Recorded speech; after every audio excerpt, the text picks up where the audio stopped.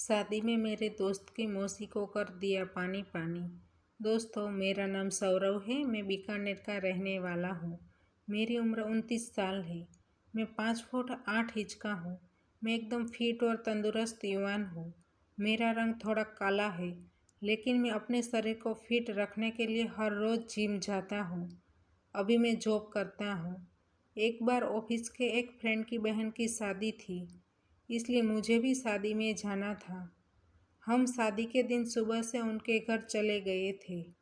हम लोग काम में व्यस्त थे। सब लोगों को कुछ ना कुछ काम दिया गया था। मुझे भी एक काम दिया था। मुझे स्टेशन से उनके रिश्तेदारों को घर पर लेकर आना था। इसी बीच उनकी मौसी भी स्टेशन पर आ गई थी। इसलिए मेरे फ्रेंड ने मुझे कहा कि मेरी मौसी स्टेशन पर आई हुई है। इसलिए मैं तुरंत ही उनकी मौसी को लेने के लिए स्टेशन पहुंचा। जब मैंने रेलवे स्टेशन पहुंचकर फ़ोन किया और कहा, मैं टिकट काउंटर के पास खड़ा हूं, थोड़े टाइम के बाद किसी ने मुझे पीछे से बुलाया। मैंने जब पीछे मुड़कर देखा तो मैं एकदम हैरान रह गया। वह मेरे दोस्त की मौसी थी और उनका नाम सोनाक्षी था। वह काफ़ी खूबसूरत थी। उनका चेहरा थोड़ा लंबा था। उनके होठ अप्सरा के होठ की तरह थोड़े बड़े थे। उसने उस पर लाल कलर की लिपस्टिक लगाई हुई थी। वह मक्खन की तरह मुलायम थी। उसने ब्लैक कलर का ब्लाउज पहना था। उसको देखकर मैं पागल हो गया। मैं उसको देखता ही रह गया।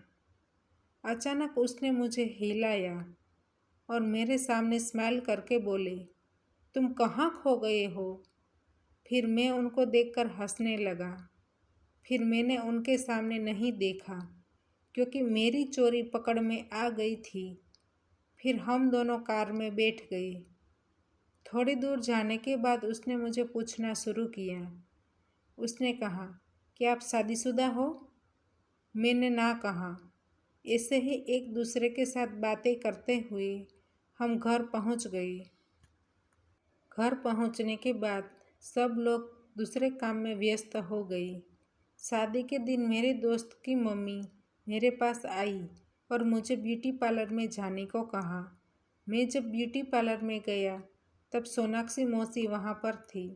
मुझे देखकर वह कहने लगी कि मेरी साड़ी और ब्लाउज घर पर ही रह गए हैं। जब हम दोनों वापस घर आए तब सब लोग घर से निकल गए थे। घर में कोई नहीं था।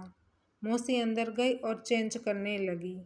मैं बाहर उनका इंतज़ार कर रहा था। फिर मौसी ने मुझे बुलाया। जब मैं घर के अंदर गया तब मौसी के हाथ उनकी पीठ के पीछे पहुंच नहीं रहे थे। मौसी को उनके ब्लाउज के हुक्स बंद करने में तकलीफ हो रही थी। ऐसी स्थिति में मैं मौसी के साथ घर में अकेला था। जब मैं आंटी के नज़दीक गया तब जो हुआ उस चीज़ के बारे में मैंने कभी सोचा भी नहीं था। सोनाक्षी मौसी उनके हाथ आगे ले गई और अब मुझे समझ में आ गया था कि जितने मेरे भीतर आग लगी हुई है उतनी उनके भीतर भी है। फिर हमने क्या किया होगा वह तो आप सब लोग को पता ही है। तो दोस्तों, हमारी कहानी यहीं पर समाप्त होती है।